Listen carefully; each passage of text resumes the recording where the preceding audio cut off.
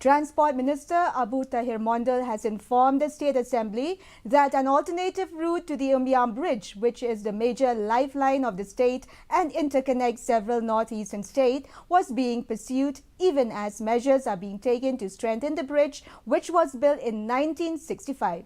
The PWD and the National Highways Authority of India are trying to find another route so that we can avoid using this bridge, he told the House on Friday.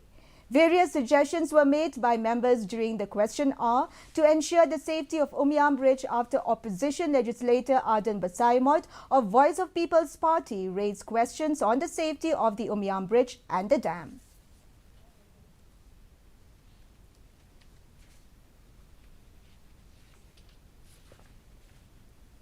PWD and the National Highway Infrastructure Development Authority, they are trying to get another route so that we can avoid this bridge and the new road can be constructed. Moreover, sir, this stretch of road, as per the norms laid by the National Highway Authority of India, is qualified for 4-laning. So that process is being on, sir. The Meghalaya Congress has condemned the disqualification of